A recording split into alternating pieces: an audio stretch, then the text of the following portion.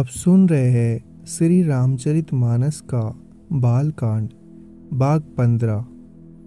पार्वती जी माता से फिर मिलकर चली। सब किसी ने उन्हें योग्य आशीर्वाद दिए। पार्वती जी की फिर कर माता को देखी जा रही थी। तब सखिया उन्हें शिव जी के पास ले गई। महादेव जी सब याचकों को संतुष्ट कर पार्वती जी के साथ गर कैलाश को चले। सब देवता प्रसन्न होकर फूलों की वर्षा करने लगे और आकाश में सुंदर नगाड़े बजने लगे। तब हिमवान अत्यंत प्रेम से शिव जी को पहुंचाने के लिए साथ चले। वृषकेतु शिव जी ने बहुत तरह से उन्हें संतोष कराकर विदा किया। पर्वतराज हिमराज तुरंत घर आए और उन्होंने सब पर्वतों और सरोवरों को बुलाया। हिमवान ने आदर, दान, विनय और बहुत सम्मान पूर्वक सबकी विदाई की। जब शिव जी कैलाश पर्वत पहुँचे तब सब देवताओं ने अपने अपने लोकों को चले गए। तुलसीदास जी कहते हैं कि पार्वती और शिव जी जगत के माता पिता है, इसलिए मैं उनके श्रृंगार का वर्णन नहीं करता। शिव पार्वती विविध प्रकार के भोग विलास करते हुए अपने गणों सहित कैलाश पर रहने लगे। वे नित्य नए विहार करते थे। इस प्रकार बहुत समय बीत गया। तब 6 मुख वाले पुत्र स्वामी कार्तिक का जन्म हुआ, जिन्होंने बड़े होने पर युद्ध में तारकासुर को मारा। वेद, शास्त्र और पुराणों में स्वामी कार्तिक के जन्म की कथा प्रसिद्ध है और सारा जगत उसे जानता है। सदानंद स्वामी कार्तिक के जन्म, कर्म, प्रताप और महान पुरुषार्थ को सारा जगत जानता है। इसलिए मैंने वृषकेतु शिव जी के पुत्र का चरित्र संक्षेप में ही कहा है। शिव पार्वती के विवाह की इस कथा को जो स्त्री पुरुष कहेंगे और गाएंगे वे कल्याण के कार्यों, विवाह आदि मंगलों में सदा सुख पाएंगे। गिरजापति महादेव जी का चरित्र समुद्र के समान है। उसका पार वेद भी नहीं जानते। तब अत्यंत मंदबुद्धि और गंवार तुलसीदास उसका वर्णन कैसे कर सकता है। शिव जी के रसीले और सुहावने चरित्र को सुनकर मुनि भारद्वाजी बहुत ही सुख पाया। कथा सुनने की उनकी लालसा बहुत बढ़ गई। नेत्रों में जल भर आया तथा रोमावली खड़ी हो गई। वे प्रेम में मुग्ध हो गए। मुख से वाणी नहीं निकलती। उनकी यह दशा देखकर ज्ञानी मुनि याज्ञवल्क्य बहुत प्रसन्न हुए और बोले, हे मुनीश, आहा, तुम्हारा जन्म धन्य है। तुमको गौरी पुत्र शिव जी के प्राणों के समान प्रिय है। शिव जी के चरण कमलों में जिनकी प्रीति नहीं है वे श्री रामचंद्र जी को स्वप्न में भी अच्छे नहीं लगते। विश्वनाथ श्री शिव जी के चरणों में निष्कपट विशुद्ध प्रेम होना यही राम भक्त का लक्षण है।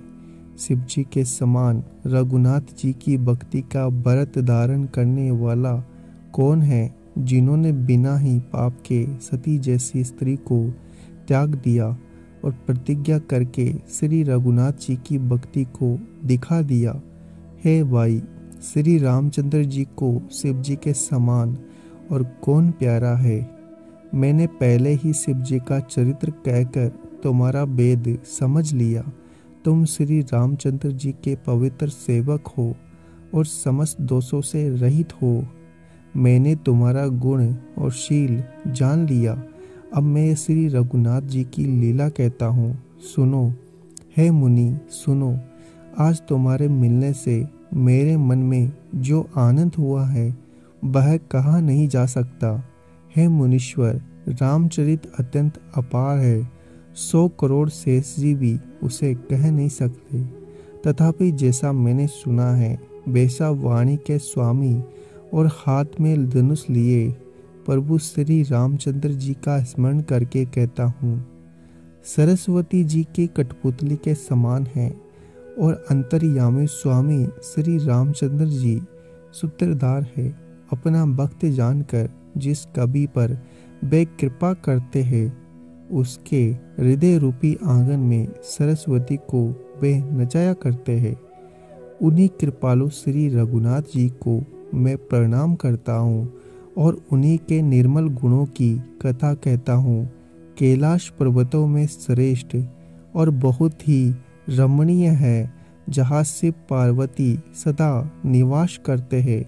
सिद्ध, तपस्वी, योगीगण, देवता, किन्नर और मुनियों के समूह उस पर्वत पर रहते हैं। वे सब बड़े पुण्यात्मा हैं और आनंद कंद श्री महादेव जी की सेवा करते हैं। जो भगवान विष्णु और महादेव जी से विमुख है और जिनकी धर्म में प्रीति नहीं है, वे लोग स्वप्न में भी वहां नहीं जा सकते। उस पर्वत पर एक विशाल बरगद का पेड़ है, जो नित्य नवीन और सब काल 6 ऋतुओं में सुंदर रहता है। वहाँ तीनों प्रकार की शीतल, मंद और सुगंध वायु बहती है और उसकी छाया बड़ी ठंडी रहती है। वह शिव जी के विश्राम करने का वृक्ष है, जिसे वेदों ने गाया है। एक बार प्रभु श्री शिव जी उस वृक्ष के नीचे गए और उसे देखकर उनके हृदय में बहुत आनंद हुआ। अपने हाथ से बागंबर बिछाकर कृपालु शिव जी स्वभाव से ही बिना किसी खास प्रयोजन के वहां बैठ गए। कुंद के पुष्प, चंद्रमा और संग के समान उनका गौर शरीर था। बड़ी लंबी भुजाएं थी और वे मुनियों से वल्कल वस्त्र धारण किए हुए थे। उनके चरण नए लाल कमल के समान थे। नखों की ज्योति भक्तों के हृदय का अंधकार हरने वाली थी। सांप और भस्म ही उनके भूषण थे तथा उन त्रिपुरारुष शत्रु शिव जी का मुख शरद पूर्णिमा के चंद्रमा की शोभा को भी हरने वाला था। उनके सिर पर जटाओं का मुकुट और गंगा जी शोभायमान थी। कमल के समान बड़े बड़े नेत्र थे। उनका नीलकंठ था और वे सुंदरता के भंडार थे। उनके मस्तक पर द्वितीय का चंद्रमा शोभित था। कामदेव के शत्रु शिव जी वहां बैठे हुए ऐसे शोभित हो रहे थे, मानो शांत रसी शरीर धारण किए बैठा हो। अच्छा मौका जानकर शिव पत्नी माता पार्वती जी उनके पास गई। अपनी प्यारी पत्नी जानकर शिव जी ने उनका बहुत आदर सत्कार किया और अपनी बाई ओर बैठने के लिए आसन दिया। पार्वती जी को प्रसन्न होकर शिव जी के पास बैठ गई। उन्हें पिछले जन्म की कथा स्मरण हो आई। स्वामी के हृदय में अधिक प्रेम समझकर पार्वती जी हंसकर प्रिय वचन बोली। याज्ञवल्क्य जी कहते हैं कि जो कथा सब लोगों का हित करने वाली है, उसे ही पार्वती पूछना चाहती है। पार्वती जी ने कहा, हे संसार के स्वामी, हे मेरे नाथ, हे त्रिपुरासुर का वध करने वाले, आपकी महिमा तीनों लोकों में विख्यात है। यर, चर, अचर, नाग, मनुष्य और देवता सभी आपके चरण कमलों की सेवा करते हैं। हे प्रभु, आप समर्थ, सर्वज्ञ और कल्याण स्वरूप है। सब कलाओं और गुणों के निदान है और योग, ज्ञान तथा वैराग्य के भंडार है। आपका नाम शरणागतों के लिए कल्प वृक्ष है।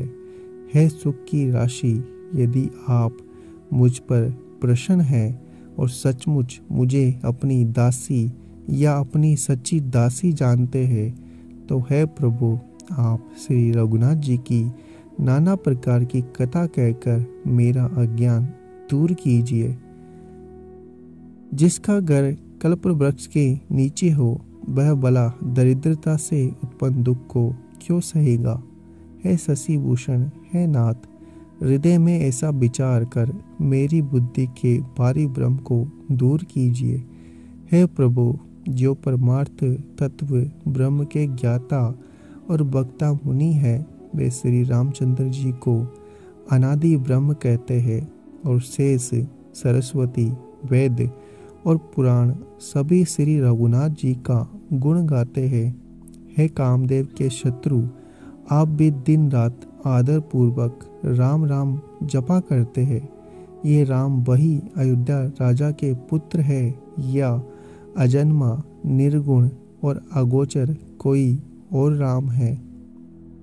यदि वे राजपुत्र है तो ब्रह्म कैसे, और यदि ब्रह्म है तो स्त्री के विरह में उनकी मति बावली कैसे हो गई? इधर उनके ऐसे चरित्र देखकर और उधर उनकी महिमा सुनकर मेरी बुद्धि अत्यंत चकरा रही है। यदि इच्छा रहित, व्यापक, समर्थ ब्रह्म कोई और है तो हे नाथ, मुझे उसे समझाकर कहिए। मुझे नादान समझकर मन में क्रोध न लाइए।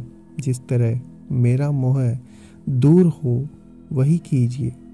मैंने पिछले जन्म में वन में श्री रामचंद्र जी की प्रभुता देखी थी, परंतु अत्यंत व्यवित होकर मैंने यह बात आपको सुनाई नहीं, तो भी मेरे मलिन मन को बोध न हुआ। उसका फल भी मैंने अच्छी तरह पा लिया। अब भी मेरे मन में कुछ संदेह है, आप कृपा कीजिए।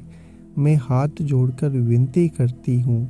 हे प्रभु, आपने उस समय मुझे बहुत तरह से समझाया था, फिर भी मेरा संदेह नहीं गया।